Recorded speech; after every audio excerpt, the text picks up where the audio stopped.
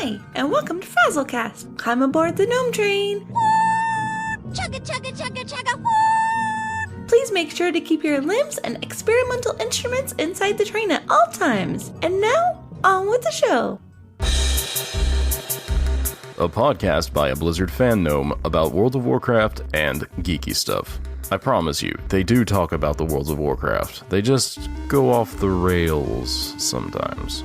And tonight, we are going to go slightly off the rails for a spooky time. This is our second annual Halloween episode, I believe. We kind of stepped our toes in the attic to bring us a story, and this week we bring back more.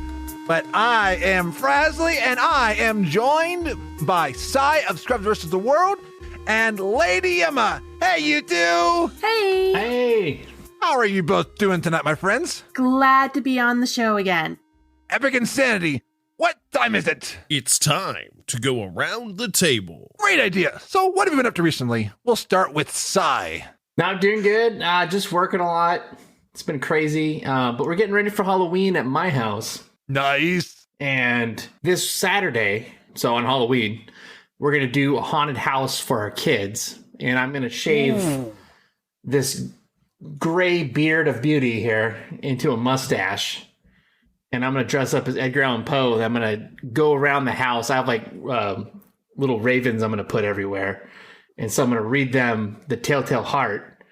And they're going to, like, I have the lights that change colors. And so I'm going to have my brother-in-law do the heartbeat.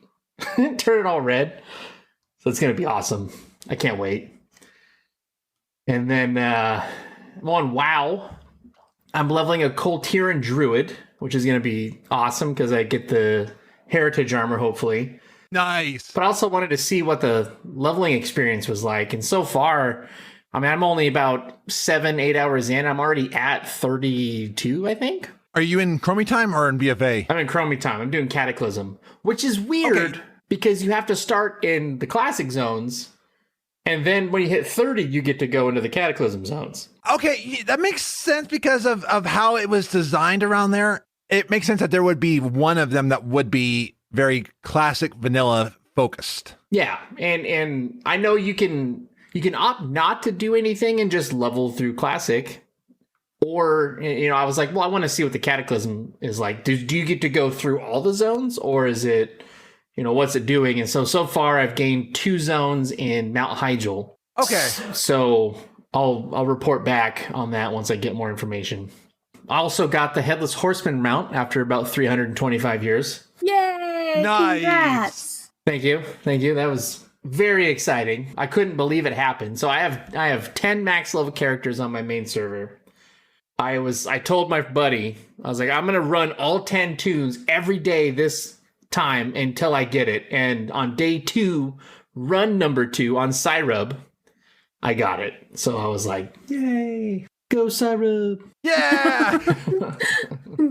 How did it feel like finally getting it? Like, how long have you been running for it? I've been doing it for 14 years now. Now, I took a couple years where I did it like 5 times in the season and was like, screw this crap, I'm not doing this because this is dumb. But this time I was like, I'm getting it, damn it, because I want it. And my son keeps getting all the drops, and so I wanted to show him something that he doesn't have yet. So that's kind of the driving motivator there. And I got it, so he's super excited. He's trying to get it still. So I'm like, hopefully when you're my age now, you'll have it. I remember when my pappy was that young and he got the Headless Horseman mount. It was glorious. Yeah. Back in my day. Back in my day, you couldn't queue for it, and you had to find people to go to the dungeon and do it. Just saying, back in my day. See, to finally get it, like, I was in shock. I was like, I can't believe I actually got this stupid thing, so... Yeah. But yeah, it's been pretty fun. So I've been messing around with my transmogs. Of course, I use the sweet butterfly transmog. Oh, absolutely. Because like I love the wings. I have them on Frazley. Oh yes. Yeah. And so what I'm doing with the druid is I'm running around in travel form. And whenever I see someone with wings, I'm like, oh, that's a cool mog. And then they're like, oh, thanks, because they're afraid I'm going to start talking garbage to them. So then I bust out my mug and start dancing with them, and it's pretty funny. Nice. Yes. And thank you for not spitting on anybody who has a Cash App item. No way, man. I hate that people do that and are encouraged to do that. Oh, I know. Ugh. I must be living under a rock because I haven't experienced that yet. Oh, I flew down one time into Stormwind to the auction house on that one, the Dread pirate ship. And someone was like, oh, look, somebody else who bought the 6 months and they're like a Blizzard shill. And it's like, I mean, I am a Blizzard fan gnome and I like Blizzard, but I wanted the pirate ship. Yeah, I got the pirate ship as a gift because Blizzard language here screwed me over. And even though I had the membership, it didn't activate until 2 days after. Emma, did you look up at the top of the show notes? Yeah, I did. But I still have language-ishness. Okay, that's fine. That's fine. I just want to make sure that you knew you are allowed to say fuck you. I did, but I don't swear normally on a good day. Then that's fine. That's fine. I usually say fecal matter, okay? It's a shit. Fecal matter. Absolutely. So I at least said shit. Inside, I don't know if you do cursing on your show, but I see that you've had some amazing news happen recently. I let the guests decide. If they want to drop an F-bomb, I'm not going to stop them. But if they don't want to, I'm not going to force them. So it's kind of a dealer's choice at that point. But yeah, I found a co-host and I've been looking for one. I know I kind of had some plans in the works to try to get some folks on, but the folks interested, unfortunately, there was time zone issues. I don't know if it would have worked. And then another buddy that I was thinking about having, I don't know if it would have been right away, but the one I did choose, it's Projolly. So the guy who was on the last episode is going to be my co-host. So I actually hang out with him in real life, and we play Magic and D&D together and stuff like that. So he and I have a really good relationship. And, he does mythic rating where I don't. So he's going to really provide a lot of that kind of nuts and bolts knowledge where I'm more of the how do I deal with other players' knowledge. So, which I think for your show really works well because it's really you both are trying to help scrubs versus the world. I mean, and you're. And I'm glad that you have that you both know the game mechanics because like there's times I know jack shit about the game. Well, that's just I'm always learning. Like I want to create an environment where players like yourself can listen to this and pick up some information that maybe will help you get to that level you want to reach. And so I think Projolly is going to really provide some more of that detail that's going to bring in more of the, the more hardcore players, I guess you could say. And I think we're going to be able to reach a larger audience. So I'm pretty excited about that. That's awesome. And Emma, somebody that's really has been a co-host of the show and unfortunately had to kind of bring it back to the guest slot.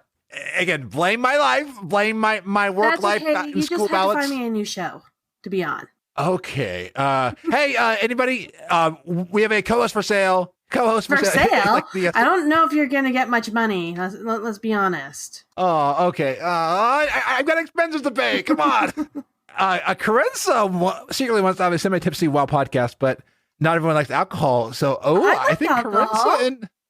I think we might have a possible match. So, like, we can say, like, matchmaker, make me a podcast co-host match. But what have you been up to? Obviously, I've been missed being on the show. And, part of me is always sad when it's the last Thursday of the month and I'm by myself. No. Let's see. So I was playing Pokemon Go.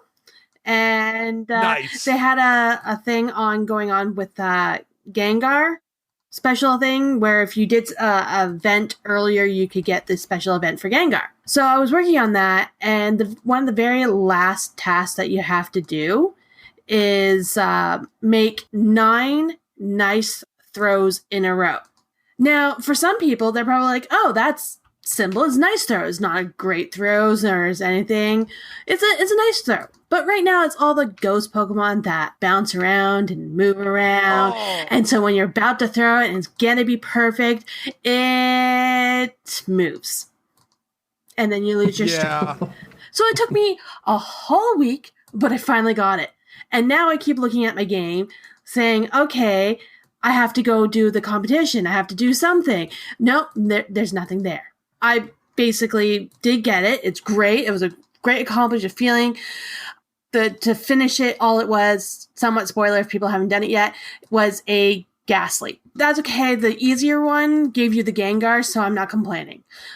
So people who have the same difficulty I have will still be able to get the Gengar.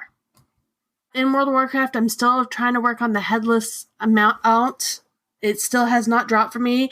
I have now done it 405 times. Mm. Ooh. And this is not just for this year. This is collective. I have an add-on rarity.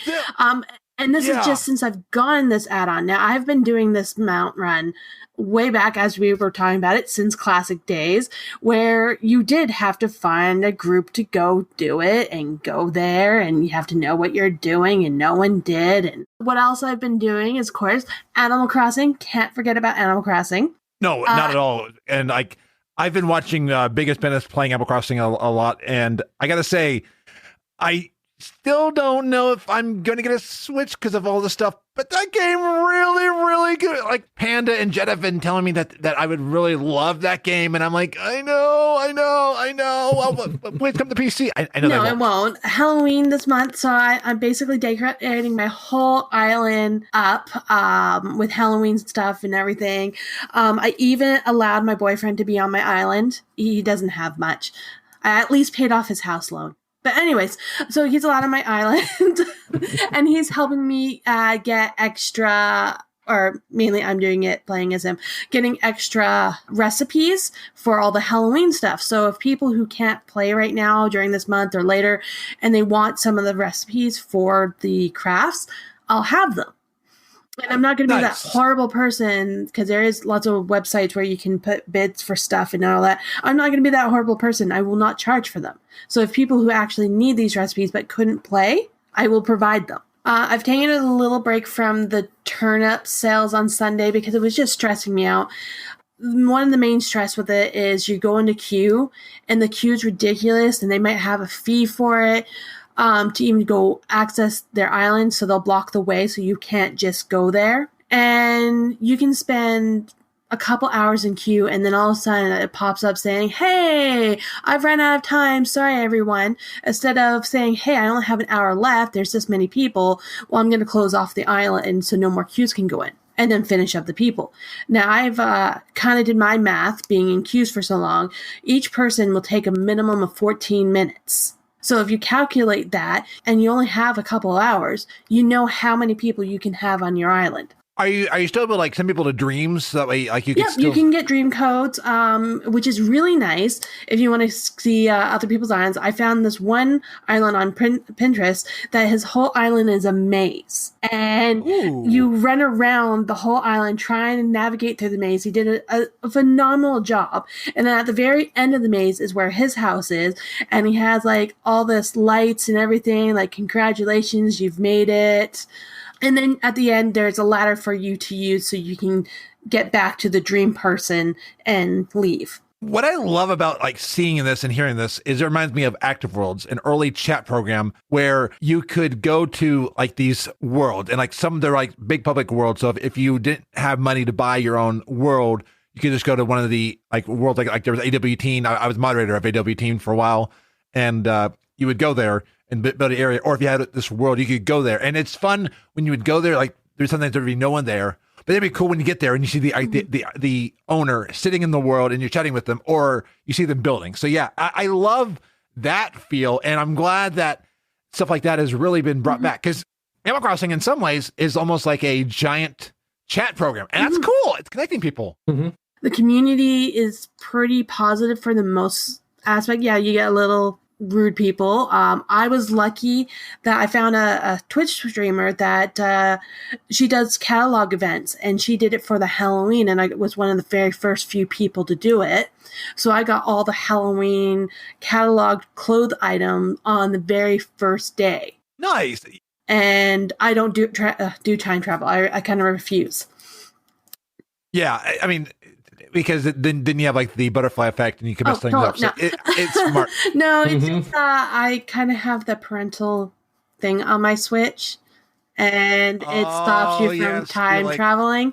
And I could turn it off, but I kind of like to monitor my own usage, so I know how bad I've been. Like when I first got Animal Crossing, it was almost like on the weekend, it was 14 hours on Animal Crossing. I mean, come on. We as adults, we don't spend all the time playing games like I didn't spend this past few times playing Volcanoid with Spaz, which was a lot of fun, and we've been learning stuff like I can bring my drill ship underground. I played rounds and rounds and rounds of Phasmophobia both on stream and off stream. I got to say that game is scary because it uses your in-game voice chat, and like if you have friends who troll you like a certain Tom, I'll be like, hey, how are you doing? What? Who said that? Who said that? Who said that? Just a clip of me getting freaked out by Tom just saying, hello. Yeah. I also finished Area in the Secret of Seasons. This was a game by an indie studio, and Geek Hearing actually reviewed it and talked with the lead writer and the lead game designer on one of the most recent episodes of Geek Hearing. I think it's not out yet, so I'm keep an eye for the future.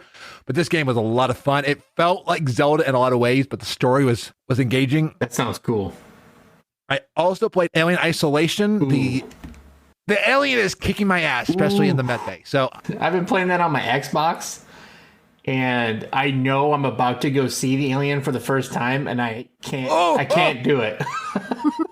I know, and it's like, I'm gonna go back, but I've shelved the game just for a little bit because I'm not trying to spoil anything. I don't want to say any more than that. Just know the alien is an absolute asshole. Yeah, I can imagine. Hi, I'm like, no. Now, are you the alien, or because I don't know the game, or no. Is there an actual alien on Earth? There, you're on a space station in the alien universe, and you're heading to this. Okay, so you are the alien. You're invading its space. It's from the movie Alien. Oh, I see what you're saying. I see it. Well, you're right. It's the humans built the thing you're on. Yeah, but we are in their space. So you're invading their space. So you're the alien in their space. So really, the alien's just trying to stop me. Okay, that makes a lot more sense. There you go. But do they live on the planet that's near? Probably. What's going on? Yeah, I'm gonna guess. I haven't gotten far enough to learn that. And just like how the alien was an asshole to me, I was an asshole to my nephew. I mean, I troll family. So he was playing WoW for the first time a week ago and I had him on stream and like we're playing, and I'm like, hey, do you know what Alt F4 is? And he's like, no. So we like encourage him, and someone else in voice chat was encouraging him about Alt F4, and he does things like, my game crashed, and we're all just laughing. I'm like, I don't troll other people. I hope you know, my nephew, I figured he knows I did it out of love, but I got karma because I was drinking a shake. The shake fell onto my keyboard, and that keyboard, I could not get it back working again. So yeah, I got karma justice. Yep, just slightly. Or maybe you need to get one of those like waterproof keyboards. I had one of those. I hated how it felt, but yeah, I mean, I miss back in the day when there was covers for keyboards. I want those back. Oh yes, the big covers. Yes, I used to saran wrap my keyboard because I couldn't get a cover because they don't exist anymore. But I think they should bring them back. And make them all fuzzy. Ooh, no, I just want a plastic so no gunk gets through. And I have cats. I want a fuzzy keyboard. I think they're kind of cool, like those like fuzzy toy covers and all that. They walk into someone's house. I'm pretty sure they do have fuzzy keyboards. I'm gonna look that up and send them to you now. And in horror, I'm just going to go through a quick list of, I watched Nightmare on Elm Street, Child's Play, the original It, Children of the Corn, The Exorcist, Poltergeist, Cabin in the Woods, and The Lodge. So I've been like just watching these horror films, and like I said, I'm freaked out in a bit, but It's pretty fun. yeah, Yeah. it really is. And like horror, it's like I love seeing these originals because like watching like It and Child of the Corn and The Exorcist, you're like, I've seen this in pop culture references. I've seen that moment. I've seen that moment. And like Poltergeist, they're here. Mm-hmm. Oh, yes. And I also watched Ghost Ship because I just felt like watching it, and that movie sucks garbage, but it's still. Well, why haven't you watched like Charlie Brown and the Pumpkin King? Oh, no. Come on. I want to be scared out of my mind. I want to be scared. Okay, Corpse Bride? I did not like Really? Corpse Bride. I liked Corpse Bride. How about The Nightmare Before Christmas? Okay, that one Okay. I like. That That's one an I like. all-timer right there. Yes. But Let's see. I'm trying. No, I can't think of any others right now. Oh, did you watch any like Friday the 13th? I've not seen Friday the 13th yet. I saw Halloween last year, and then I saw Nightmare on Elm Street this year. And fun fact, if you go onto the Morally Great Podcast Patreon, I'm on their latest How Have You Not Seen That for Nightmare on Elm Street. And Jen, Fear, and I have a lot of words to say about that movie. I mean, I enjoy being on podcasts, and somebody else on this podcast runs a podcast, and that is Sai. So, Sai, Who? I think you. I think it's you, right? Who knows? Maybe it's the other guy right behind you.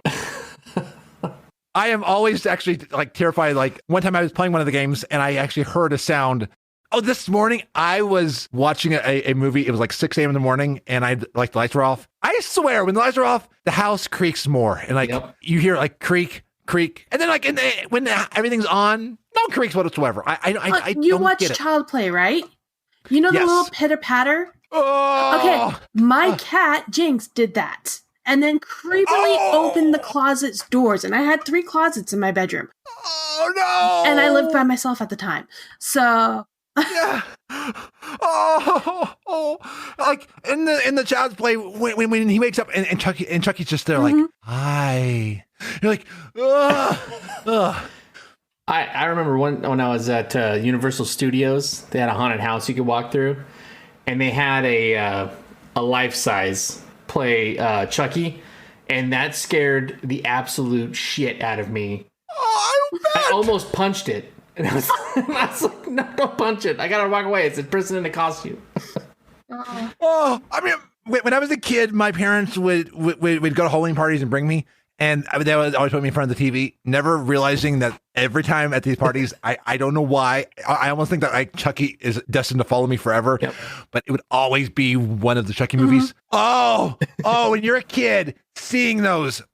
Oh, yes, I think I was like 10 years old when watched Child Play. Oh, I don't know why. I watched it at my friend's place, and I'm just like, why would their parents let us watch it? I know. But I think parents, instead of having your kid play Child's Play, maybe let them watch Scrub versus the World and all that. Cause I agree with that. I just got something. Uh-oh. I got the Reigns of the Horseman. Nice! So you know when I said it was like 404 tries? Well, apparently the tune that I went on, I didn't open the loot thing, and I was wondering why my counter wasn't going up. So I decided to log back onto it, and the loot was still there. I'm like, oh, I haven't opened it. Click it. There it is. Nice! Congrats! That's awesome. Congrats! So, sorry. That is awesome. Now I can, pay attention more fully. I'm sorry. Nowhere runs. And so, Sai, on Scrub vs. the World, I think people can learn to always check their loot bags when they go to a dungeon, right? Yes, that is a recommended action. Hey, if it wasn't for the counter not going up, I would never have thought of it. I have to say, though, that moment that you just described is kind of a rarity. Mm-hmm. Yep, hence why I'm like, I gotta interrupt this. I'm sorry, but I'm not sorry. No, I think that is amazing. It's like a live like, yes, you heard it here first. And now I can message my best friend and all that. We interrupt this breaking story podcast. Lady Emma has gotten the Headless Horseman. So, how has your journey with Scrub vs. the World been since we last talked? It's been interesting. I've been doing this show for gosh, a year and a half now. I can't believe it's been that long. Wow. Yeah, exactly. It's been one of those things where I absolutely love it and I absolutely hate it all at the same time. I can relate. I can relate. And it's not because of like anything, like anyone I've talked to or anything. Like every guest I've had on has been absolutely amazing. I've met so many cool people. I think the issue for me, it's not podcast related, it's real life related. So whenever I have to, like, I'm staring, like my release schedules every 2 weeks, and I recorded last night. I have a 4-track episode I have to try to cobble together somehow, and do a Halloween party for my kids, and do full-time work, and take care of my puppy, and all kinds of crap. So that part, like the extra elements that have come into play as far as like real life, has made it kind of difficult at times. Yeah. Yeah, but I know like last Christmas, I was thinking about actually hanging up the microphone, but I have so much fun.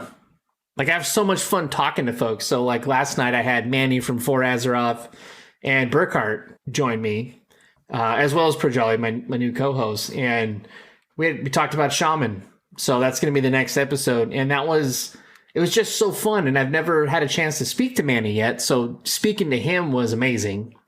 And I love Manny. Yeah. And I just gained so much knowledge from those two. And it's like, man, this is why I do this. This is why I create shows, to help kind of spread that knowledge, but also learn myself and just meet people. Yeah. As I always say, this podcast and like in any podcast where you have guests on, it's a time during the week you and that guest agree to sit down and talk. And like compared to like voice chats, things won't get in the way. And like I feel like I get to know people way more than even a voice chat when I'm talking to them on the show. And it's fun that our discussions don't end there, that they live on. Like last night, somebody went through and was downloading all old episodes of this show. And I'm like, that's cool. There are people that they're being introduced to in the archives. Yeah. And that's what's fun too, is like I'll go through and I'll check it out. And every month I've beaten my download record from the previous month. Now, nice. I think right after COVID hit, I kind of took a break just to maintain, as I'm sure most people are trying to do. But once I came back, I mean, it's been the stream is just constantly going upwards trajectory, which is great, which is what I'm hoping for.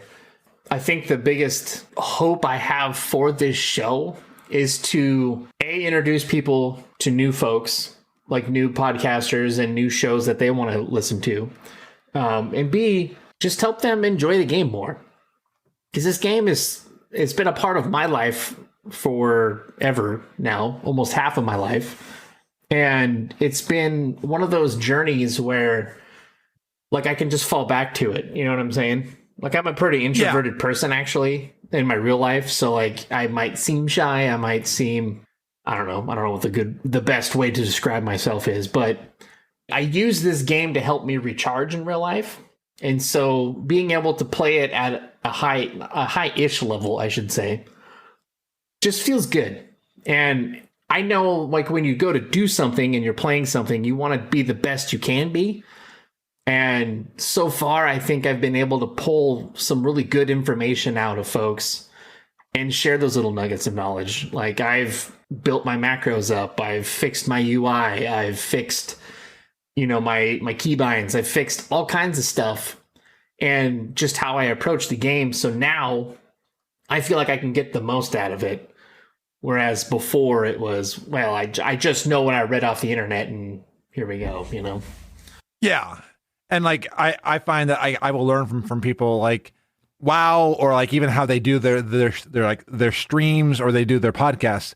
I'll ask them like, hey, what are you struggling with? And I'm like, oh, wow, they did that. They tried that. And like, it inspires me to be better. Yeah, exactly. And it's like, it's always that one little piece of information that gets you going down a trail. And it's never, it's never like, oh, you need to go totally redo your UI. But then you might hear something and you're like, well, here's this add-on that does this one thing to your UI. And now you've gone down the trail of, well, this leads to this, which leads to that, which leads to this. And now your UI is completely different than when you started playing the game. So that right there has been some of the highlights for me. How do you feel that the co-host has changed the show for the better? You know, I've been doing the one-on-one interviews. Now, I'm no Walter Cronkite. I'm not the best interviewer in the world, right? I want to bring somebody in who has a deeper knowledge of the systems of the game. So my friend Projali, like, he runs Mythic raids. He's been playing as long as I have.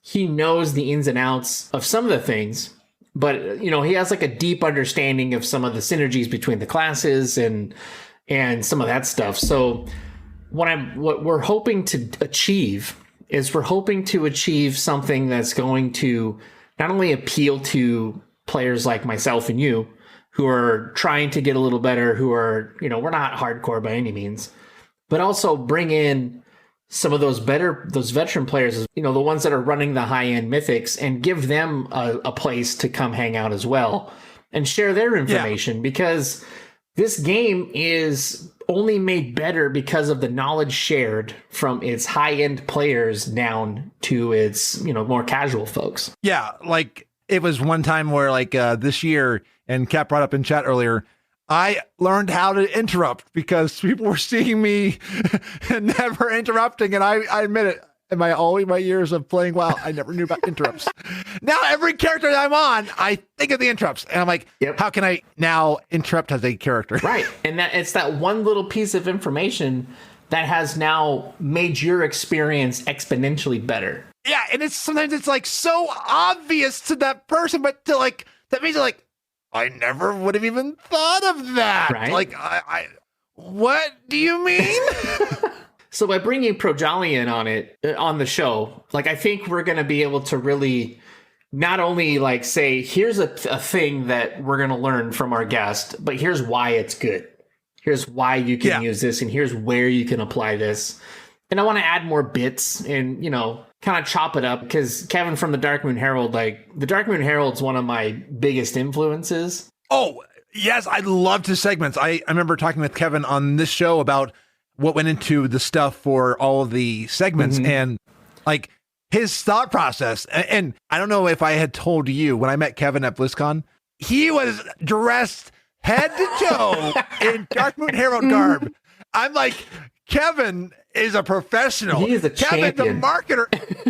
Absolutely. I'm like, I got it next year, like, or 2029 when we do the next BlizzCon. I got to step my game up way better. Yeah, no, Kevin did not mess around. Is amazing. Like, I remember listening to the Dark Moon Fair years ago. I've been on the show a couple of times, and just everything that they do, the show notes, the segments. Oh, yes. It's very well.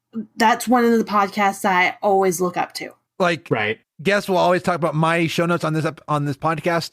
And I actually thank All Things Azeroth for the inspiration on the show notes, because I went on there and Maydros and Toasty have put together show notes, color code and everything. And I was like, I got to do this. To me, I don't want to like steal. I want to be inspired and give credit to those who inspire me to do stuff. Exactly. And that's kind of where I want to take it too. I don't want to like make a clone of the Dark Moon Herald, but I want to kind of channel what they were doing, because it was so good. So that's kind of my end goal, my hope and dream anyway.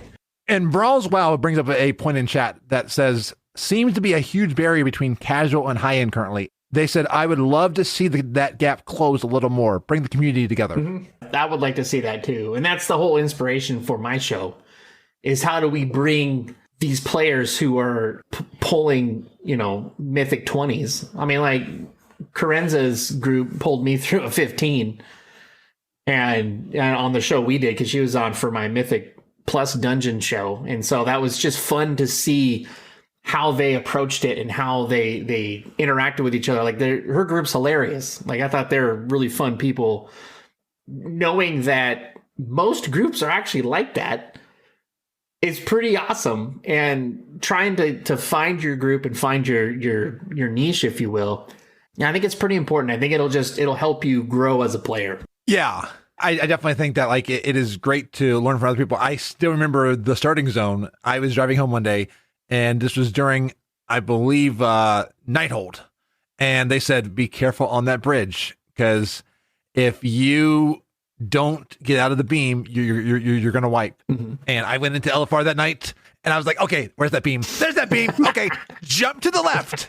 And then like a kick to the right. Put your hands on your hips and bring it neat and tight. I did the time warp again. Time warp again.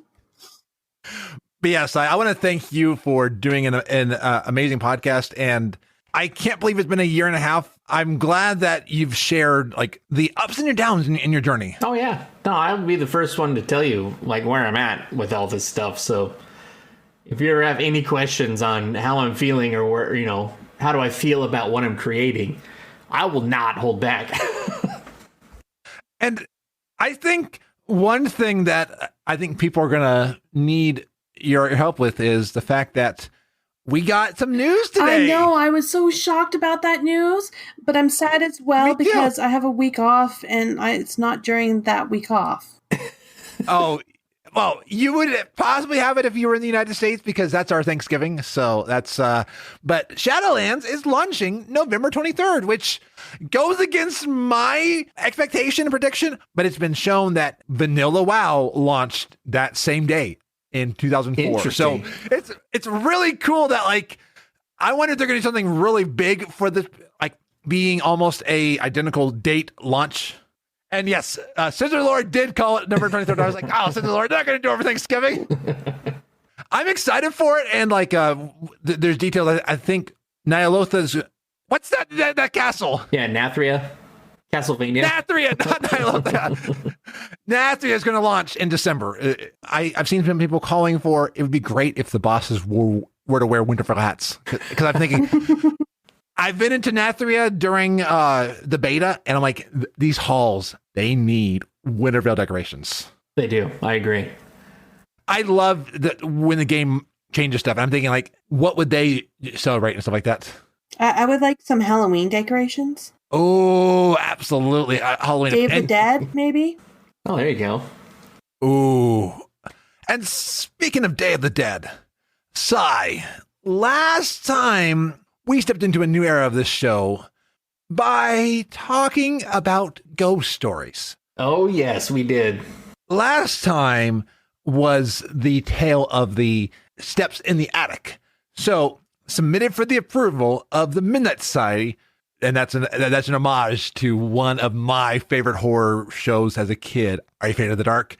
Oh, that baby and like that like creepy like song and and like you see like going through the attic. Oh, that still gives me chills. But yeah, it's the return of the footsteps upstairs. Oh boy, yeah. So the last episode, if you haven't listened to it, go listen to it because I share my ghost stories from when I was in high school. So the house I grew up in was messed up, and now I'm a naturally skeptical person, right? So I don't hear a sound or see something and just immediately go, that's a ghost or that's a demon or whatever. Like I try to find out what is happening in the moment. And those are the stories that I can't explain, right? So the next thing, so if we go from my high school times, so I've been with my wife since I was 19, approaching 20 years, and she has seen and heard some of the things that I have. Well, once we graduated high school and we were thinking about moving out together, we had some of the things happen. So her house that she lived in was messed up too. And I remember we were sitting there. So we were graduated from high school. We're 19 years old. You know, we're staying every night together and we're planning out where we're going to live. And we're sitting there watching a movie at her dad's house. And she had a computer next to the couch. Well, the couch computer was turned off completely. The speakers were off. The computer was off. The switch controlling the surge protector was off. Everything was off. Like, this thing should not have done what it did. And we're sitting there watching a movie and the speakers turn on and go with white noise. And we both look at each other like, what the hell's going on here? As we look at each other, I'm like, what is happening? And it stops and it all turns back off again. So it turned on, made white noise and turned back off. So that later that night, we're laying in bed, and she had this like hand that she made a long time ago, back in elementary school, that was hanging from her ceiling. There wasn't anything in the room that would cause this to happen that we would know. Now, it could be a draft. I'm not saying this is, this is a ghost or whatever, but we had the whole house buttoned up. It was the middle of wintertime, and this hand starts like turning slowly. Oh! Yeah. And then it starts doing this, and we're like, oh, hell no. What is happening? So I put the blankets over my head, and I'm like, I'm just going to go to sleep. Yeah, I'm not saying this. I'm not saying this. No, this isn't happening. So, of course, in our mind, we're thinking, like, great, whatever was at my old house was following us, because this is ridiculous. And, nights go on, and we finally move out, and we're in our apartment now. And, of course, that comes with the people walking down the hallway that aren't there, crap like that, right? The typical ghost stuff that we can't describe. So now we live in our one bedroom, like 500 square foot apartment, basically a closet with a, one window in it. And we have this cat. Cat's name was Jonesy. It was a little orange and white cat. He was a real asshole, but I loved that cat. And he used to jump up on my computer desk, and he would just stare at the wall. And then he would start like batting at the wall. Like something was there. And so one morning, so I worked swing shift, so I'd work from like 2 p.m. until about, it was supposed to be midnight, but then it was turned out to be 2 a.m. most of the time. So I worked a lot of hours, and my wife gets up and she texts me like, hey, are you smoking cigarettes? And I'm like, what? Like, no, I don't smoke cigarettes. Why would you accuse me of smoking cigarettes? She's like, because there's a cigarette butt in her toilet. Oh! And I was like, what? So either somebody broke in her house, it either came up the toilet, like through the plumbing, or it was a demon. Obviously, it was a demon, right? So... I remember the last time I was squirming the same way, and I'm squirming because yeah, it was like, how did this happen? Because nobody broke, because she was home alone. The door was closed. Yeah. We had one way in the apartment, one way out, obviously. And you had to so you came in the apartment through like a little hallway, you turn left, and you're in the living room. Then you had to turn left again and go into a doorway and run straight into the bathroom. She's like, nobody opened the door. Nothing like that happened. So I was like, that is really strange and weird. Yeah. Yeah. So then my cat would start freaking out at for no reason at all. Like he'd be sleeping on our feet, be watching a movie or something in bed, and the cat would go sprinting. He would look up at the wall where he was batting around, where there was nothing. And he would jump on the desk and start batting around again. And when that stuff happened, lights would turn on in the kitchen, and the TV would turn off and turn back on, stuff like that. So could it be a power surge? Maybe. But nothing else turned off. It was just the one thing. So we're just like, the hell's going on? Like, this is ridiculous. Yeah, so that was that apartment. So those are the couple things that happened in that one that stood out in my mind. Carenza said that she had an experience like that in Japan, the one with the hand. Mm-hmm. She had a ceiling light with a pull string for on and off. So she turned it off to go to bed, pulled the string, it clicked off, and she lay down. Then a few minutes go by, and the ceiling lights turn on. Oh, my God. She said, I slept with the light that night. Hell no. Yeah, that's just... And... I mean, I had one where recently my cat staring up at me. He's underneath the desk. This one was not a ghost; it was a wasp. But I still was like, ah!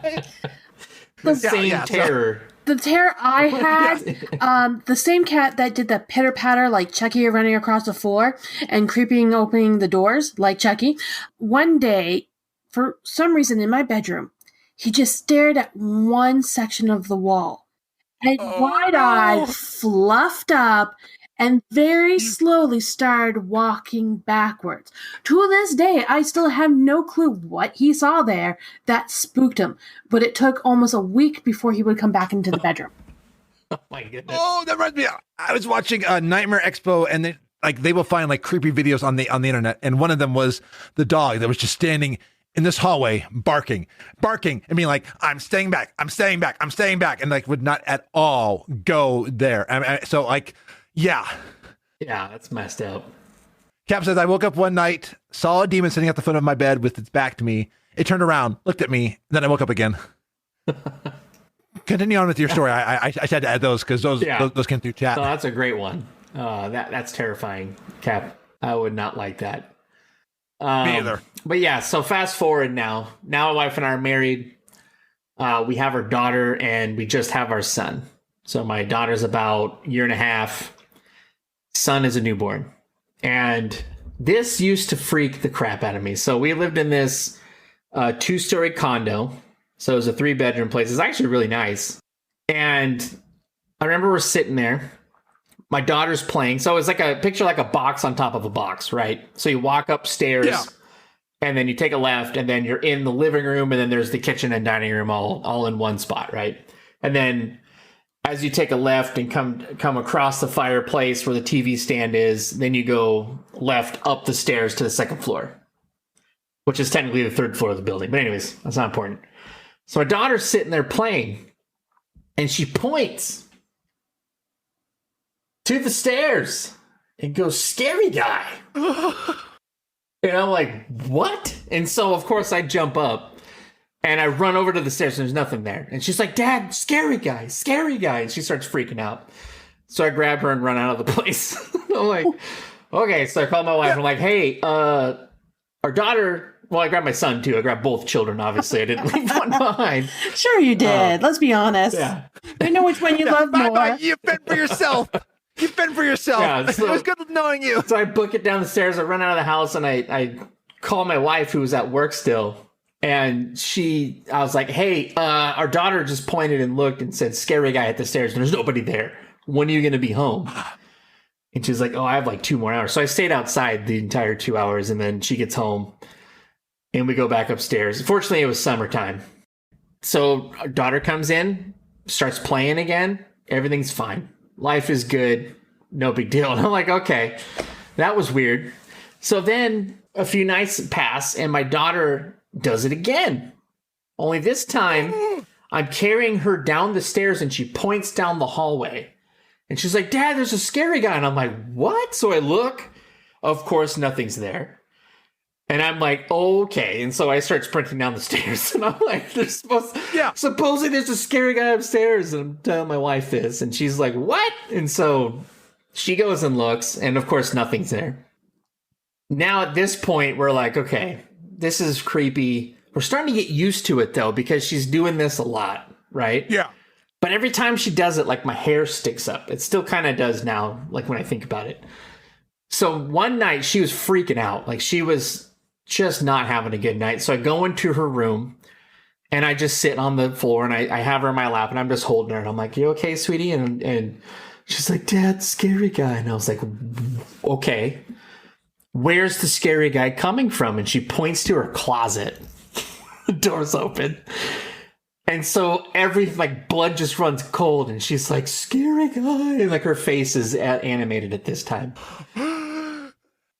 So I'm sitting there going, "Oh, I'm in it now. I have to either fight the scary guy or we're running for it." Yeah. And so I sat there and I said out loud, "I don't even know if this is going to work." And I was like, "I don't even know if this is real. Like, I don't know what's happening, but I'm terrified." So I yell at scary guy. I'm like, "Go away. You're scaring my daughter." And she calmed down immediately after that. Oh, but the fact she sat there and pointed and said "scary guy" so many times. And like during this time, like, you know, their balls would be rolling across the floor randomly and stuff would, like, we had a Christmas tree and ornaments were falling off and stuff like that. Like things were moving around and stuff was jumping. And it's like, now again, I don't know if it's a ghost. I don't know if she's just imagining things. It's a 1.5-year-old. But the fact she pointed and it was like, Dad, there's a scary guy. You need to go fight it now. It's like, oh crap. Here we go. Yeah. And like the fact that like many kids see things like this. I mean, I don't know what to believe. I used to staunchly believe there were no ghosts. No, I've like whenever I go down to the basement, I noticed it just because it's dark. But you always have that hair back of your head. You're like, I feel like something's watching me as I'm down here. I mean, there's just you don't know what it is, and like I can't explain it. Yeah, it's messed up, man. And that's the thing. Like it's because we don't know. That's what makes it so scary. And it could be she just saw a shadow that looked like a creepy thing, you know. And that's just how she knew how to usually see things what most people don't see. Right. Sorry. No, that's exactly it. So, like, is it that? Is it play on lights? I don't know. Like, that's the thing. Yeah. But it was terrifying. That I do know. Kawasaki says that she always gets that feeling of being watched. And, like, Carenza says, I know it sounds crazy, but I believe the paranormal exists. And, like, I'm with you. Like, I don't know what to call it because I know many different belief systems and cultures have tried to say what it is. Mm-hmm. But there is that something out there that you can't explain. And I mean, sometimes it's science, sometimes it's like natural phenomenon. Right. But sometimes it's fucking not. Sometimes you can't explain it. So what is it? No. And then you have those stories of like reincarnation that are really interesting. Mm-hmm. Yeah. Or it could be just an echo of someone's energy being left behind. Right. Well, I had a weird one, not quite paranormal, because we will get into even more paranormal stories after this, but like I had somebody that had something that they had this dream about this event that we were both going to go to. And like first wasn't going to happen, but it worked itself out there. They hadn't even told me before I worked it out that they had this dream, but it was this dream. And now that event's happening, it's something, God, universe, whatever. Yeah. There's something. Yeah. It's messed up. And that's why I said, I can't say what it is. And I'm not going to be like, it's definitely this and all that. Or like be like on the history. It's definitely aliens. Like, right. I don't know. Aliens. Yes. And yeah, Kawasaki's had dreams like that. And Medro says that he could freak me out with a dream like that he had. And yeah, like the movie Premonition still freaks me out because of all that. Oh, but yes, like so far you're at a new place, right? Yeah. So my new house. Now, when I moved into my new house, so like when my wife and I, like we've been very fortunate in our lives, and we try to make decisions together, and we've been able to purchase homes, right? So this is our third home. When we looked at this place, you know, we're looking for the worst house on the best block we can, right? Yeah. So when we bought this house, there were pictures of Jesus plastered everywhere. And I'm thinking to myself, like, excellent. We got a super religious person. They're going to scare people away because of that. Like my previous house had pictures of Last Supper everywhere. And, you know, I got it under market value, which where I live, like the market's been going crazy. So we're thinking like, excellent, this is awesome. So when we move in, I can see. We look above the doors and they have onyx crystals above the doors. So the person who lived there before believed in the cleansings and the crystals and all that stuff. So then we're like, oh, maybe those pictures weren't because they really liked Jesus. Maybe they were trying to keep something out. And so, of course, now, like, we had somebody break into our car not too long ago, which is exciting. And so we have, I got one of those Nest cameras, right? Well, I have one of the Google, Hey Google things that have the camera in it. Well, the other night, I go and I look, and my Nest app says, hey, you have a warning from 4 a.m. I'm like, okay. Open the thing, and we keep the hood light on in the kitchen on, so for like a night light, and that thing swelled up to full power and back down to normal power. Now I don't know if this is something that like a power surge, and it just caused the light to flare up naturally and go back down, Or if it was something else, because it looked just like those effects in the freaking horror movies when the light goes and gets super bright. That's what it looked like. And it's just a quick little and then back down to normal. And so I'm just like, oh my gosh, here we go. I need to start plastering pictures of Jesus all over the place because whatever's here is here, and here we are. So it's like you can't get a break, Si. It's like everywhere you go. Maybe you just attract them. Whatever that's what I'm starting to wonder. I'm starting to wonder that. So, maybe when they say like teenagers. Cleanse. Maybe I do. When they say like teenage kids have a lot of energy too. Mm-hmm.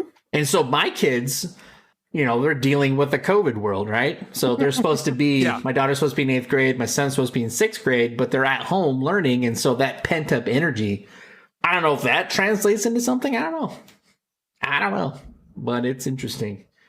Oh, yeah. So that's fun. But I mean, I don't see like anything weird like happening or anything on a normal basis, but I did catch it on the camera. So now it's like, great, here we go.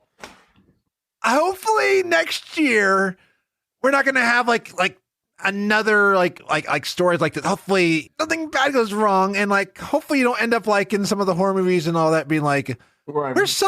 What happened to the podcast? Like American Horror Story where I'm trapped in the house. Yeah, and you're like, no, get me out of here. And over on from our community, we decided to ask the community for some ghost stories. So I said, what is the scariest spooky thing that happened to you? And if anybody in chat has them, we've been reading off some of them, but if you have any more, feel free to let us know. But I've been asking these on Twitter, Discord, Instagram, and Facebook. Okay, so Vicky Caldwell submitted hers, and she said she's had a car accident in a year for 4 straight years. Wow, yeah. Yeah, that's never fun. No. You wonder what's behind that, and you wonder if if there's more to that. Right? Mm-hmm. Scissor Lord, I have a few stories from when I lived at my mom's house and a couple trips to a haunted park. Love the show. Story 1. One night I was sleeping down in the basement and was woken up around an hour later. When I woke up, I was no longer in the basement, but laying on the floor upstairs. Apparently, I was standing in the hallway downstairs, looking into the mirror at the end of the hallway and screaming at it. My mom and my brother were able to get me to calm down upstairs. All I remember was seeing a figure of a man with no eyes in the corner of my room. Oh my God. I thought I was dreaming until they told me the whole thing really happened. Oh. Like, I remember reading like books from Colonial Williamsburg of ghost stories, and like one was this person was in one of these these old houses that have been there since the colonial period, and they've been restored, but like they were sleeping now, and they like one time wake up and there's these eyes in the hallway staring at them. Yeah. Says the Lord. Second story. Me and the wife were laying in bed watching TV, and a book fell from the top of a bookshelf. I put the book back up on the shelf and went to bed. When I woke up, the same book was on the floor. Oh. Story 3. One day, my brother and I were waiting at the top of the stairs and wanted to scare our little brother. We heard someone coming up the stairs and nobody was there when we popped around the corner to scare him. Ooh, yes. So you heard the footsteps. We're like, haha, we got you, sucker. And then you jumped around and there's no one there. Oh my goodness. Oh. No thanks. Story 4. I was in the shower and I heard someone pounding on the bathroom door. When I got out of the shower, nobody was home and haven't been for a couple hours. I checked the security cameras. Oh, Sister Lord. Oh, Sister Lord, you and Si. I think you and Si, Sister Lord, you both need to really watch out because, yeah. We got demons, bro. Sister Lord says that house was the worst. Yeah. I can tell. Story 5 is me and a group of friends decided to check out a park in our town that was said to be haunted. As we walked through the forest part of the park, a strange mist came out of nowhere. It got super thick, so we got out of there. We ended up at the cemetery part of the park, and that's when we all saw the same figure standing at the top of the hill. Once we got close to the hill, we could tell the figure was not human and looked to be moving toward us. Ooh. We hightailed it out of that place and never looked back. Yeah. Yep, don't blame you there. You know, my uncle-in-law claims, he swears to this day that he actually saw the devil. So he saw this dude standing in the yard. It was just like mean mugging him the whole time. And so when he left and you know, he came back a couple days later, where the guy was standing, he saw a perfect circle burnt in the grass. And then that, like, as the years have gone on, the grass has never grown where that circle has been. Oh, like, oh, baby. That's a good one. I got to edit the show, too. I'm getting scared out right now on the stream. I am not playing up my reactions. This is truly me freaking out right now. Yeah. Oh, no, that's a good one. That's one of my favorite ones he's got. Yes. Oh. So you can say for the devil, no grass grows under his feet. That's true. He just burns it all. All right. So story 6. So Sizzler and I have seen some shit in our days, it seems like. Yes. So a group of us heard about a haunted park in Omaha that is considered to be one of the most haunted places in America. Of course, we had to check it out for ourselves. As we headed into the park, when we pulled into the empty parking lot and headed towards the stairway to hell, we noticed 2 swings that were swinging with nobody around and little to no wind. The swings were swinging in unison pretty high and never slowed down as we watched from a distance. We can also hear children's laughter in the distance. The stairs themselves get the name because they lead down to what was been called a satanic temple. Once down in the temple area, there were pentagrams all over the walls and an altar with dark stains on it. A couple of us started to feel sad and depressed as we decided to get out of there. As we went back up the stairs, we noticed the swings have stopped. A lot of strange lights were seen deep in the forest area, and we heard a loud bang from the area of the temple. That ended our ghost hunt, so we left. As we're driving out of the park, something hit the side of the car and made the car shake. We looked around and we didn't see anything or anyone around us. When we arrived at home, we looked all around the car and there was no damage, no evidence of anything hitting the car. Holy hot dogs, man. That's deep. I agree with Carinza. You asked for this one, says the Lord. When you're told the park is haunted and one of the most haunted parks in America, yeah, but wow. Like the laughing, the swings. Oh my goodness. I can only laugh because the only option is to cry, because that's just... Yeah, I know. That sounds terrifying. So I'm hoping I'm saying the name right. Kawasaki. I've had a lot of scary moments, but this one was my very first one as a child, as it has stuck in my memories. Little note, I used to live on a farm. Not me, the Kawasaki. My mom and my stepdad had a bunch of their friends over one night to have some drinks and such. Me and my stepbrother and my stepsister were playing in the barn. We used to play hide and seek there a lot, so that's why we were doing it in the barn. At the time, if you so much mentioned anything about ghosts or spirits or whatnot, you would just get labeled crazy or schizophrenic or something. Anywho, at the one point, I was standing in the doorway looking at the barn wall across from it, and I started panicking. My stepbrother and stepsisters came over and saw what I was looking at. It was this large, pitch black, misshapen creature climbing all ragged up the wall. When it stopped and looked at us and made a weird noise and raised up more, and then it vanished in thin air. We were so scared, we ran to the parents and told them. Of course, they thought we were full of shit and pulled a prank on us after that. Come on, parents! Oh my goodness. Like, just take the story, but then you pulled a prank on him after. Oh. Now, Kawasaki also mentioned in chat, probably one of the worst experiences for me was living at the farmhouse with my mom.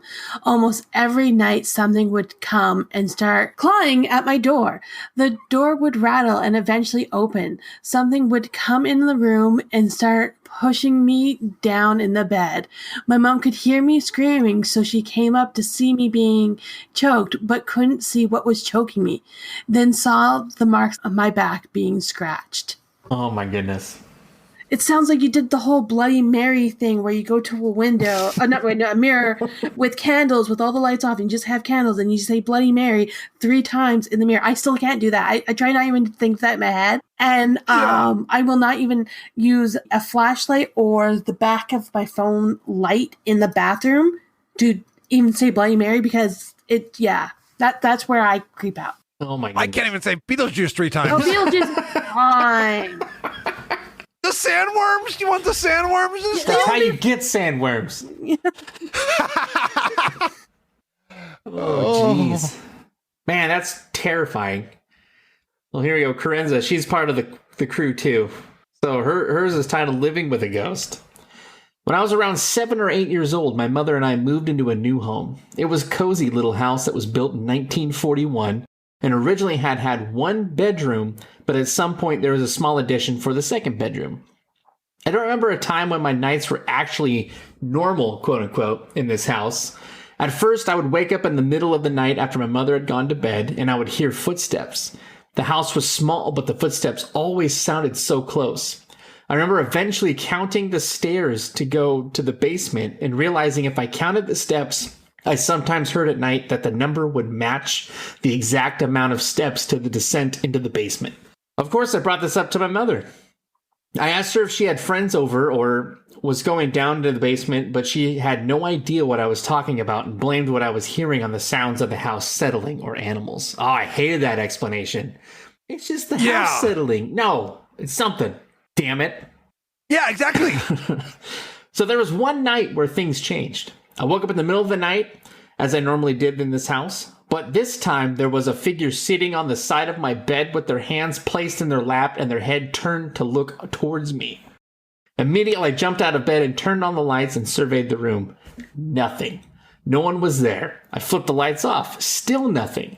My imagination, I decided, and I climbed back into bed. For some stupid reason, I decided to open my eyes one last time before allowing myself to fall back to sleep, and there he was. It was an old, semi-scrawny man sitting there quietly. I jumped out of bed again and flipped the lights long enough to gather my blankets and my pillow and move myself to the couch. The thing is, from the couch, you could look into my bedroom and view my bed. This was something my mother had in place to make sure I wasn't sneaking out of bed to play with toys. From the couch, I looked back into my room. There he was, still sitting on my bed, except this time he had shifted himself to turn and look at me on the couch. To this day, I don't know who this man was. What I do know is I would wake up almost every night and he would be there sitting on my side of the bed looking at me. I would always gather up my blankets and pillow, move to sleep on the couch, and this shape would always change to look towards where I had moved. He never left my bedside. He never looked mean or angry. If I had to choose a word, I could say that he looked content. Maybe about 7 years ago, while I lived in Japan, I wrote a letter to whoever the new resident of my home was, telling them of my story and sharing my contact info to reach out to me if they had ever experienced anything like that. But the letter was returned back unopened. Oh my god. You had a dude sitting on your bed? Sizzlord saying that it hasn't happened in a long time, but there was always a figure at the end of the bed. So Carinza and them, like, I don't know if they're like night terrors, but I will frequently wake up in the middle of the night because I thought I hear something. Just like a couple of days ago, I thought I heard something or saw something, and like I literally, like, I almost thought I saw somebody out in my living area, and I get all that's going on. I'm like, okay, I don't know if it's just me waking up, but it happens more often than I don't know. I had something sit on my bed when I was in high school, and I would hear the springs, and I would feel the bed lower. My wife even felt this because we were dating at the time. We'd kind of dated on and off. So I'd do that, and then I'd feel like a hand, like slowly, like put it, like I'll start on my knee and then slowly come up to my shoulder and then kind of tap my shoulder. As I was a child, I had tons of things sleeping on my bed.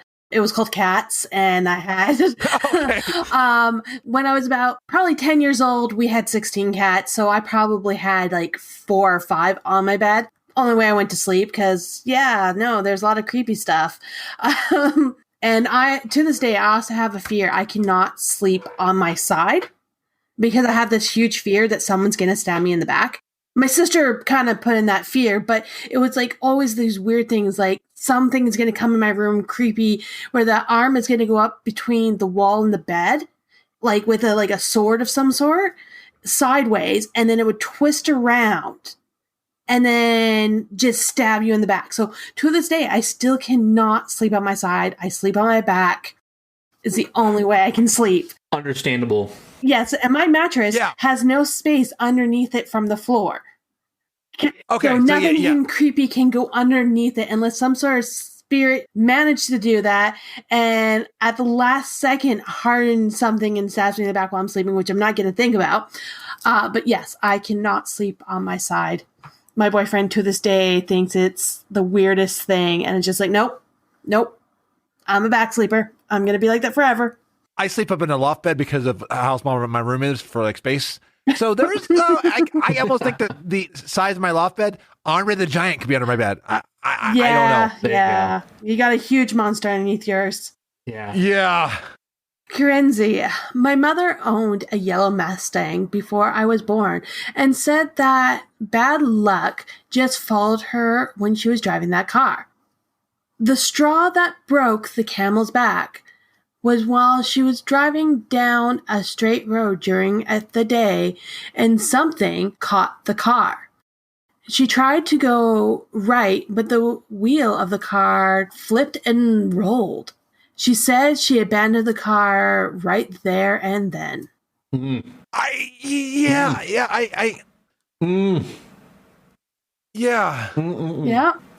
Me, I believe in echoes, energies, spirits, whatever you want to call them. And something could be lingering around that car, and it could have been vengeful. Mm-hmm. Not all spirits are vengeful, but that one could have been a very vengeful one. Like I had one years ago. I rear-ended somebody, but there was like these handprints on my car pushing the hood down, and like you can possibly show like science. So I'm not, but like I still believe something was pushing the car down. So that was a good spirit to prevent stuff. And Cap says it was an Autobot whose transform mechanism was broken. Bumblebee broke. Oh, and Karenza says she got the yellow Mustang for super cheap. Oh, geez. There's always a reason. There is. I can't believe I forgot this because this was probably one of the scarier ones. So this was right after my daughter was born. So my son wasn't born yet. So this was like a week after we brought her home. And I'm sitting and then I'm like, okay, I can finally play some World of Warcraft Burning Crusade because that's when this happened. I remember it vividly. I turned it on and I had a baby monitor sitting right next to me on the desk. And it had like a low kind of white noise sound. So it was just kind of sitting there going, just a constant sound. And my wife was sitting there. She was watching me because we kind of took turns at this point. We only had the one computer. And on the baby monitor, we hear this, oh, look, a baby. And I about threw my chair and I run into my daughter's room and there was nobody there. Her window was totally closed. There was nobody outside. Because like after I looked in the window, I looked and I was like, oh my God, somebody's in our apartment. And because we're on the ground floor on this one. And I run outside to see if there's anything out there, like anybody. Because I was like, oh, they're going to be walking. And, you know, maybe they saw the crib or something because the window was at ground level. No, there's nobody. And so the next day when my wife woke up, so I went to work, she had this moment and she heard this hello and she felt immediately that it was my grandpa because my grandpa passed away when I was like 13. She called me. She's like, oh my God, I heard this voice say hello and I had 911 ready to go and I opened my eyes and there's nobody there. In her mind, like after she dialed 911, like it said, hello, I just want to say hi to the baby. That's all the voice said. And then it disappeared. It's just like, oh, okay. What the hell? So I can't even. So much crap has happened to me that like the good stuff gets. I mean, because yeah, Corinne's saying you guys got the spirit box from Phasmophobia, right? Hello. It's like, why can't the good ghosts or spirits maybe be a little less terrifying? It's like you terrify us because I mean, if you're just being nice and you're just there to be like, hi. You don't realize how terrifying you are. Well, you can't see it. I have a positive one. And in my opinion, it's positive.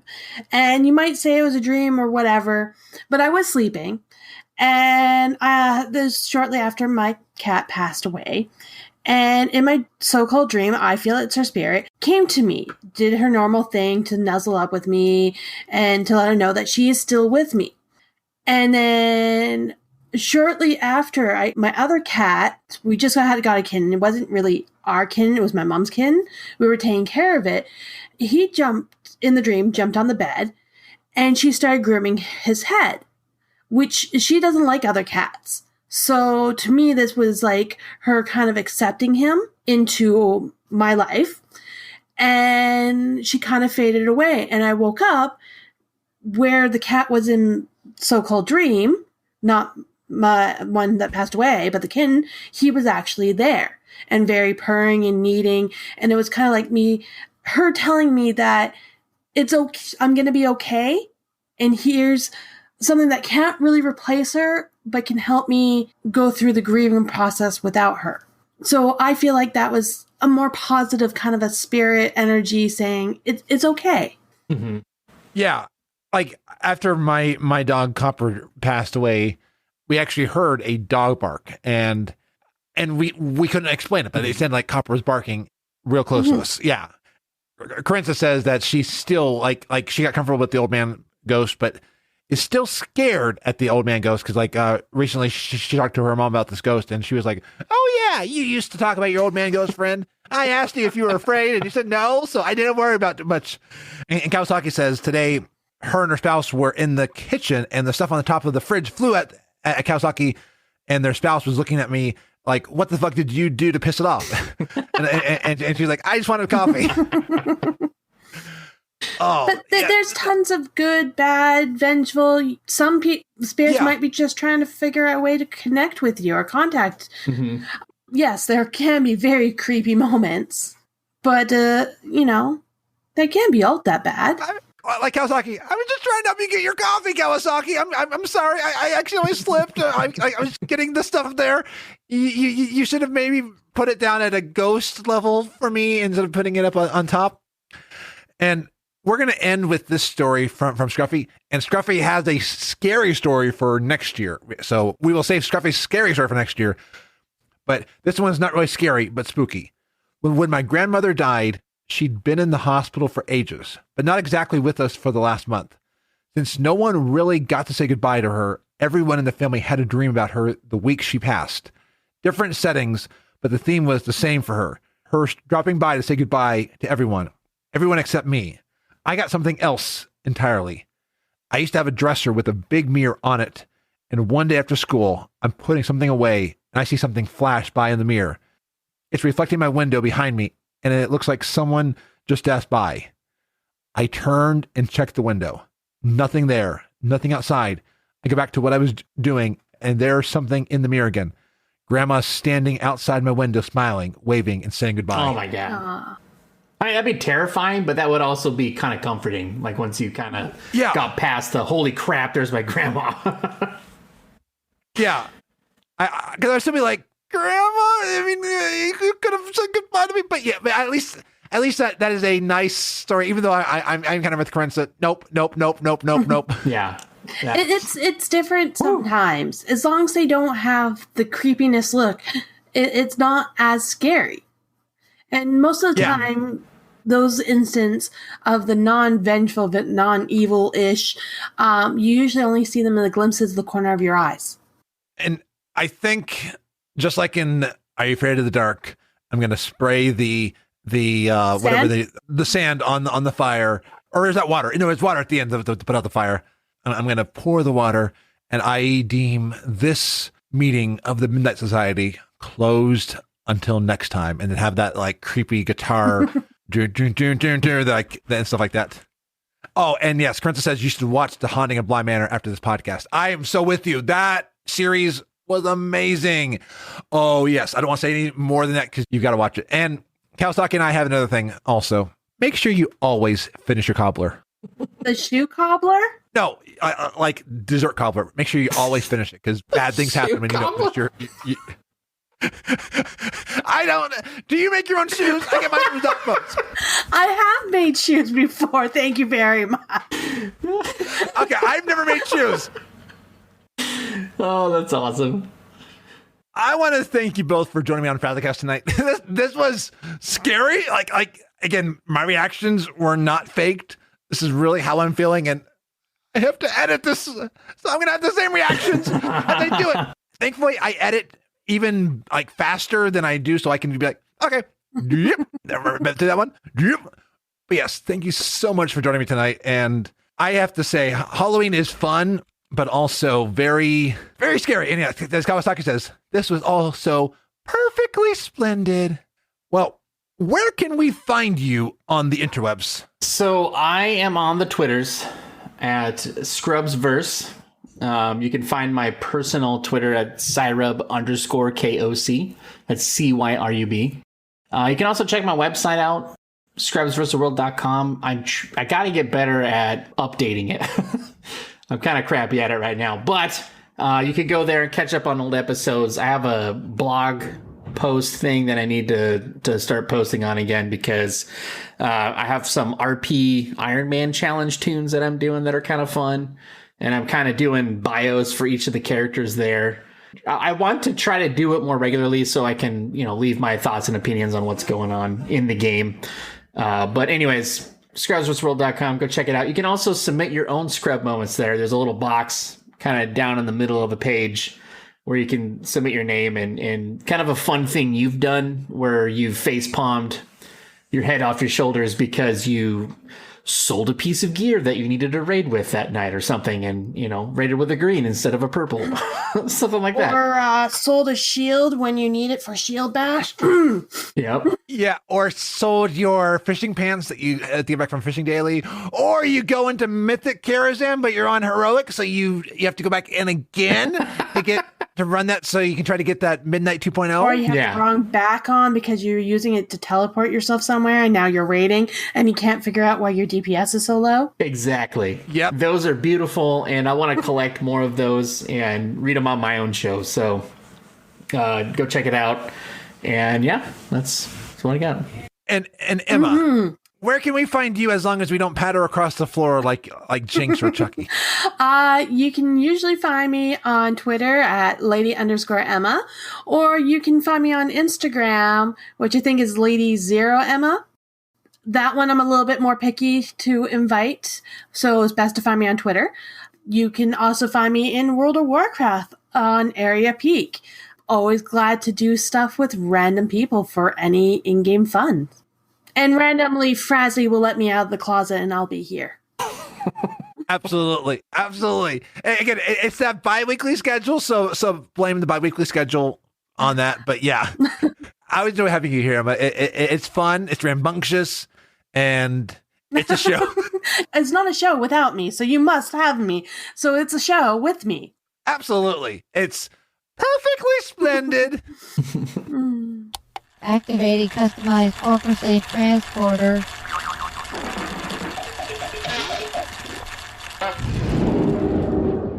Well, I'm back on my Iron Forge until we one day reclaim Normagon. I'm a gnome. Let's look at what has been happening in the community. Awesome, let's do that. So Wildhead is happy to announce that they have raised over $15,498 for the Trevor Project. This was combined through donations as well as selling a limited edition Pride logo of the Wildhead pin. So awesome job, and this was all raised for the Trevor Project. And then Running of the Gnomes raised $7,690 for the Cleveland Clinic's toy vaccine. These runs were on Classic and Retail in October. I ran the retail one and had a blast. And thank you so much for all that you've done for this amazing run and this amazing cause. Then Come Before the Storm is happening soon. Since there's no BlizzCon this year, they're working on something. They said there's no specific details yet. But there is a virtual community yearbook that you can sign right now. Check out their website for more details how to get involved. I signed up. And then WoW shows an amazing replica of Bolvar Shadowlands Warhammer. This thing is amazing. You need to check it out. It's hammer time. This has been another awesome episode of FrazlCast. Take it away, Frazzle Pants. Thank you, Scruffy. Well, Spaz says that he enjoyed the episode with Generic Live. And Jendon said, been super busy, but needed to come in and let you know that the last episode of FrazlCast was awesome. That was the one with Generic Live. And thank you so much for giving these kind words. I got this during a stream, and you don't know how much that boosts you up to be like, wow, you liked what I did. Thank you both for the awesome words. And quickly on Twitter, replied back to the episode with Generic Live and said, heart, heart, heart, with a gif of, for the Horde! And then over on my impressions video of the Blue Yeti X WoW Edition, Hottie Chicken says, Frazley, I record half of my video as an orc. I didn't realize until the end that I had turned off effects. I'm so glad it wasn't just me. Great review, my friend. Oh, thank you, Hottie. Thank you, my friend. Cutie Pants says, this looks so cool. And Sean Thorpe said, cool voice mods. Thank you all for checking out that video. That was a lot of fun to produce. I had a great time trying out the different voice effects. And you know, I love using mics, and I love using mics to talk. Well, I was on a few podcasts recently. So check out the Morley Ray Podcast patron feed, where I talked with Jin and Fear about A Nightmare on Elm Street, and we had quite a few words on that. And check out All Hollow Scream, where Marty and I talked with Michael about It and The Exorcist. I don't mean It like talking about Nightmare on Elm Street. We actually talked about the movie It. I know, that's like a Who's on First joke. I actually pulled that during the episode with Marty and Michael. You might have been wondering why I had mentioned all the scary movies during my weekly catch-up.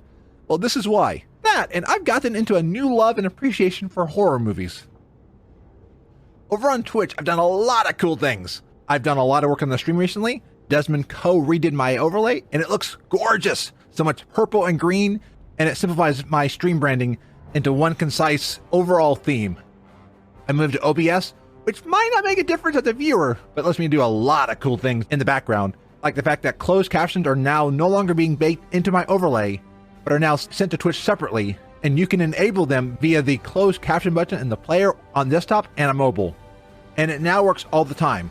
So it's now not part of my overlay, so you can turn it off if you don't want to see it, but it's there. I'm trying to make my stream as accessible as possible to everybody, because we are an inclusive stream, because I want you to feel welcome on my stream.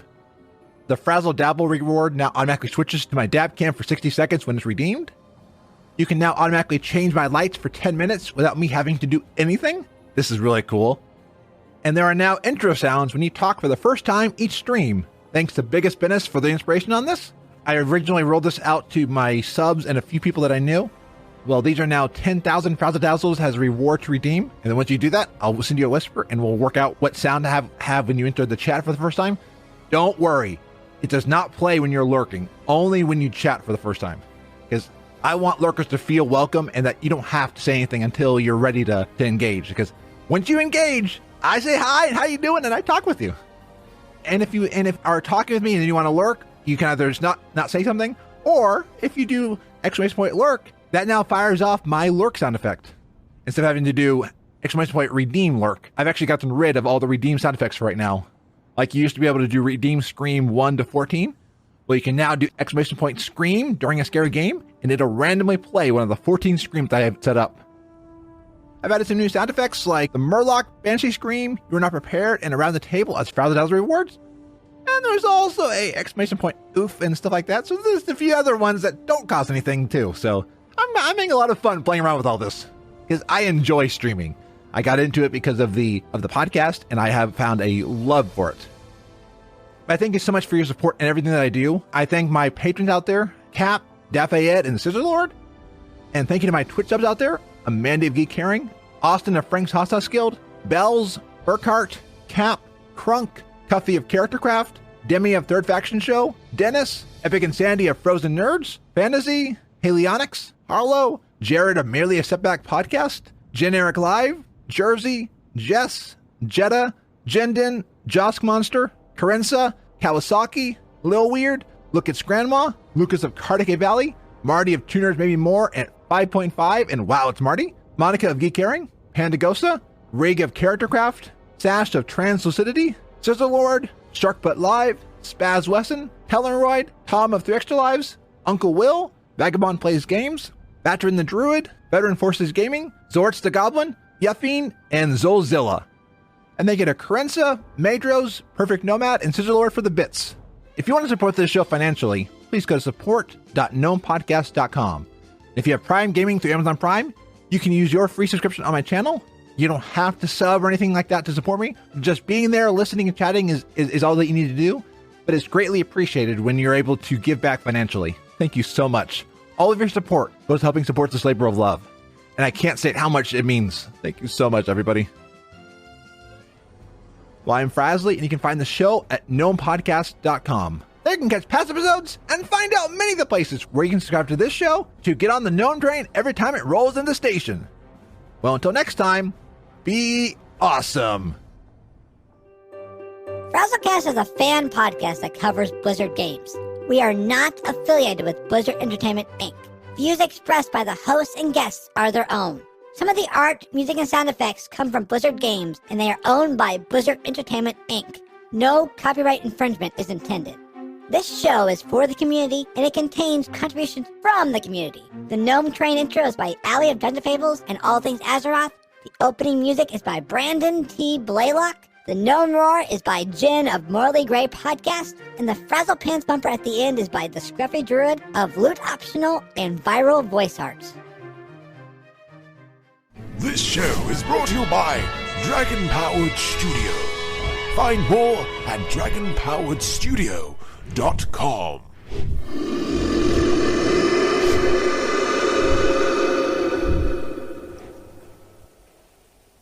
It's been fun. Farewell!